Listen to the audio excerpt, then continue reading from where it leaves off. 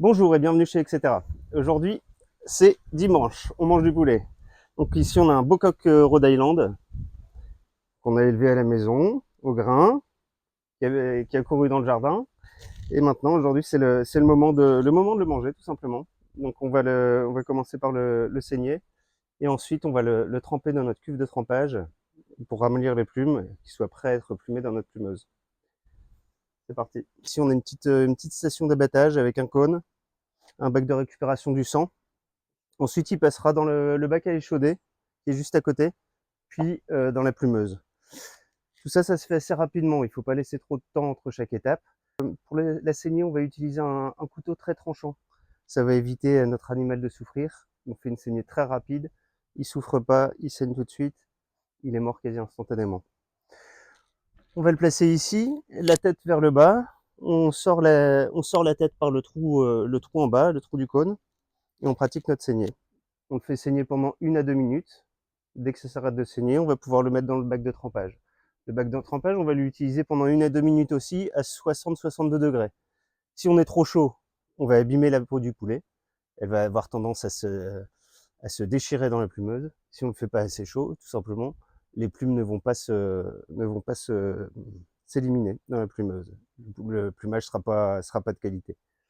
Donc ce qu'on veut, c'est un plumage parfait, un poulet nickel, on le fait à la bonne température. L'avantage de notre cuve, c'est qu'elle est thermostatée.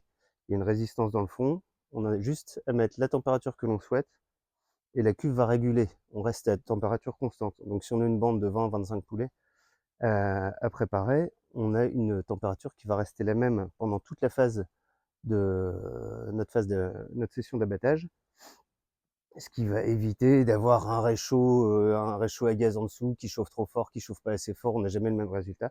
Donc on sait qu'on va avoir un résultat constant pendant toute notre session.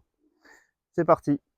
Alors simplement pour l'installation du poulet dans le cône, on prend par les pattes, tête en bas, hop, et puis on peut venir chercher la tête s'il faut. Hop, par ici. Voilà, le poulet est prêt. Là, notre poulet est mort. Si vous voulez garder votre bac à échauder propre pendant plus longtemps, on peut dépoussiérer le poulet, lui enlever la terre qu'il a sur les pattes, simplement en le passant à l'eau. Pas besoin de faire ça pendant 3 heures, hein. C'est un petit rinçage, on enlève beaucoup de poussière rien qu'en faisant ça. C'est parti.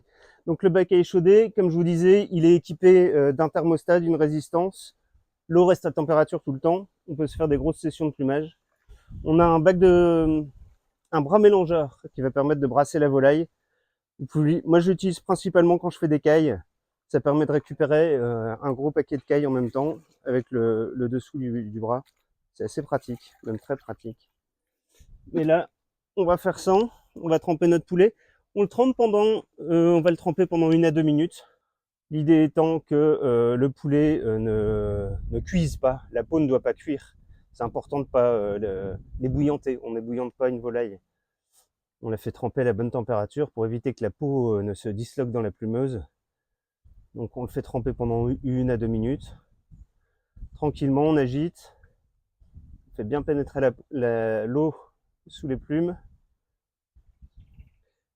Et quand on s'aperçoit que les plumes des ailes ou du croupion s'enlèvent relativement facilement, c'est que le poulet est prêt à passer dans la plumeuse. Donc on va pouvoir mettre en route notre plumeuse.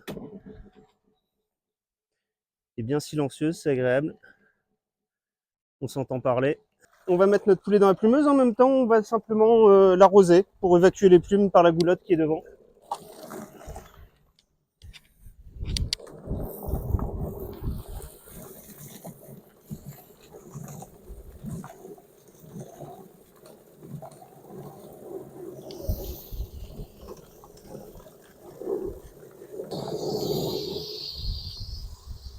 Et voilà, on a un poulet qui est très bien plumé. Et encore une petite plume là. Hop. Prêt pour le repas de ce midi.